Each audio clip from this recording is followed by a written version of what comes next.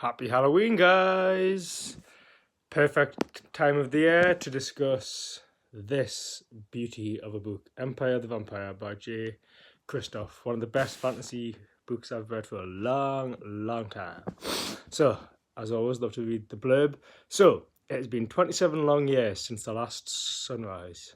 Ever since, vampires have waged war against humanity, building their eternal empire even as they tear down our own. Gabriel de Leon, half man, half monster, and last remaining Silver Saint, a sworn brother of the Holy Silver Order dedicated to defending the realm from the creatures of the night, is all that stands between the world and its end. Imprisoned by the very monsters he has vowed to destroy, Gabriel is forced to tell his story, a story of legendary battles and forbidden love, of faith lost and friendships won, of the war of the blood and the forever king, and the quest for humanity's last remaining hope, the Holy Grail. Now, I know what you're thinking. Vampires, yeah, tired old story. But trust me, this is a really refreshing take on vampire lore. I've just got some notes here just to keep myself on track. So the world building is very well mixed with a forward moving story. It's so fast paced, it's never bogged down. The chapters are often quite short and sweet and choppy, and when they are a little bit longer, it feels earned in, it's not boring in the longer for a reason, which is, you're all the better for it when you read it, because you get to learn more about the characters, you learn more about the world that they're in, the past that has shaped them, and it's just, honestly, I never bored reading this book. I flew through it, absolutely flew through it. So, Gabriel de Leon is a pale blood, as I mentioned, Silver Saint, and vampire hunter, and bane of the creatures of the night. Now, the new ruler of the vampire wishes for Gabriel's story to be recorded before his demise, so he's actually locked up. This isn't a spoiler, this is literally a fairness out in the first chapter. He's locked up in pretty much in a tower, in a cell, and he's in there with another vampire who is recording his story in like a big tome, which I loved. Excuse me, because like what we read in this, that has then been recorded at the same time that we're learning about it in their book. And I just thought that was really, really cool. Like when I was reading it, I just thought, oh, that's a very, very interesting sort of concept and mechanic. And it's really, really, it's an interesting take on it. So the historian who is recording all this is called Jean-Francois of the Blood Chastain, and he chronicles the events of our protagonist's epic tale as told by Gabriel himself in his own worlds. So, with this being the setup, easy for me to say, in addition to the above present-day storyline, which is what we read, there are two past timelines that the killer recounts. The first of these surrounds the events of Gabriel's teenage years, including his relationships with his parents and sisters, Day's death, and the increased strength and threat of the vampire empire, his infatuation with blood, and his perplexing abilities, which leads Gabriel to the Brotherhood of the Silver Saints. The second of the past accounts finds a 30-something disgruntled addict Gabriel, whose deeds are the tales of legends. He's the best Silver Saint to ever live, apparently, and he reluctantly joins a sort of a fellowship, bemused to find himself as part of a prophecy that relates to a god that Gabriel pretty much thinks is a prick. So it's interesting. This ain't no Twilight. He's an awesome character, Gabriel. He's humorous, he's bitter, he's witty, he's sweary. Yeah, this is definitely not one for kids.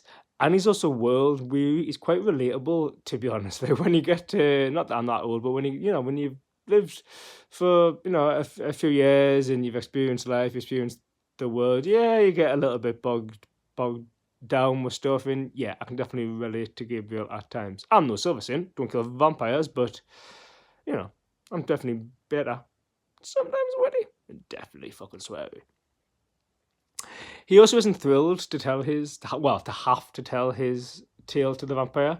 But as the story progresses, there is some excellent back and forth between the two, which I really, really enjoyed. It keeps it fresh. Like, Jean-Francois, he's like the enemy, shall we say, but you still kind of like him as a character as well. And then, even though Gabriel is the hero, he himself is a bit of a prick. And like, at times you're like, I don't really like you as such, but I still do love you. Like, such an interesting character. Like, Jake Christoph does a phenomenal time of building up Gabriel to not just be this massive, like, heroic, godly creature who can do no wrong and he's perfect kind of thing. Oh, he's got some flaws. He's just really good at what he does.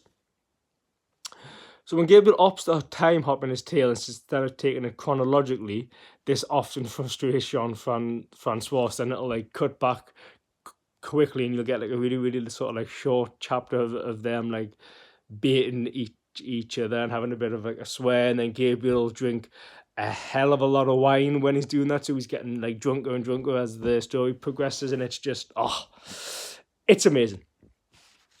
It's quite similar to the Patrick Rothfuss, the Name of the Wind series, which I haven't read, but I do know that is also, it's his fourth or fifth. Sorry that I'm pronouncing that terrible, but he recounts his like past adventures in his tale to somebody who records that as well. So it's quite similar.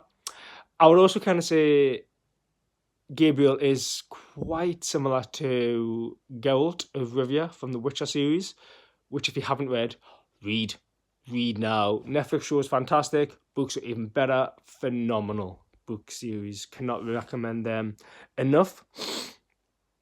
So the reason for this is he comes across as quite a reluctant hero at certain points, and he's a legendary warrior, great swordsman, the possessor of some magical abilities, with acts of bravery or heroism normally following a sign of, oh, for fuck's sake, grunt. So, you know, he's not always thrilled to do the job at times. He's like, oh, I'd rather just drink ale or drink wine or, you know, have me blood and just wallow. But he'd always get the job done, kind of like Geralt. Now, that being said, he also shares the pages with some very, very good characters as well. Jake Christoph's a genius. Some of the characters, actually every character that he has. So the most notable ones for me are the ones with his rival Aaron DeCoste, who's also part of the Silver Saint, the Master Greyhound, who reluctantly trains up Gabriel to be a member of the Silver Saints, the Holy Sister Astrid, and of course the Enigma Dior. Their relationship is phenomenal, and it's one of the best relationships I've read in a book like ever. Not just recently, but ever. Even better than Geralt and Ciri from the Witcher series. It's brilliant. Dior is one of the best characters, and you don't even. Jake Christoph's very sparse in the information that he gives you, but it's better. It's better for it. It makes Dior such an interesting and intriguing character, and you will fall in love with Dior as much as I did. You'll probably like Dior better than Gabriel at times. Like that character sometimes comes off better when they have like a back and forth, like witty remarks. Sometimes they'll get the better of Gabriel, and yeah, phenomenal. And also his sword called Ash Drinker, which is broken. But you'll find out more about that when you read the book. The members of the Forever King's family cross paths with Gabriel in Empire of the Vampire, and it makes for a fine antagonist. They are imposing, beautiful, ageless, and terrifying. So more like your standard vampires in a way, and they all have different magical abilities, different strengths, and different sort of reasons for wanting Gabriel. They're all different parts of the family, but they're all uniquely different. And again, that's all down to Jake Christoph's phenomenal world building and character building, and it's just, yeah, you're rooting for them to die, basically. They're like Umbridge from Harry Potter. You just do not like them. but they're very, very good characters. Again, even though they're bad guys. Now, saying that, there's a lot of good battles in this. Very, very well written.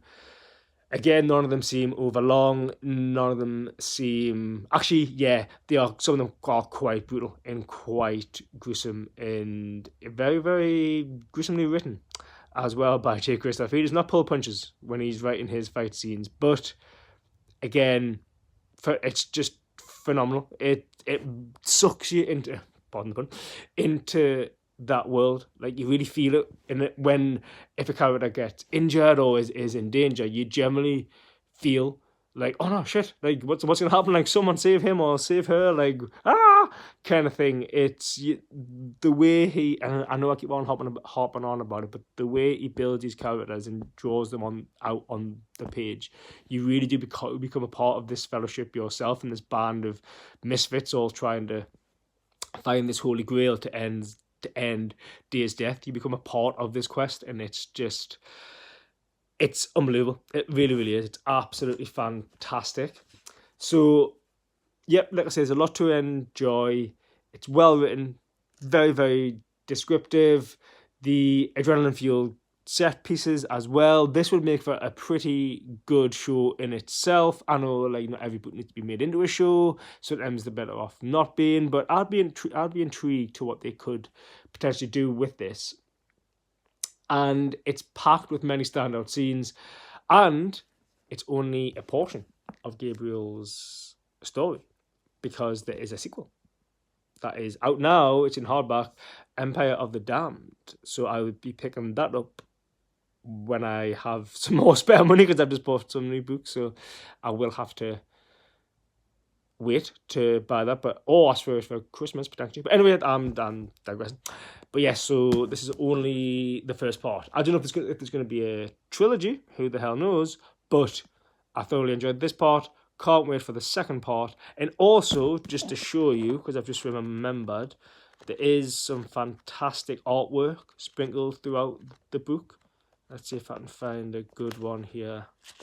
Let's have a look. You would think I would have had this already prepared, but that's not how we do things here, man. This could be an example of one. Look at that. Phenomenal. Crazy. Scary. Oh, now that's fucking Halloween. Take care, guys.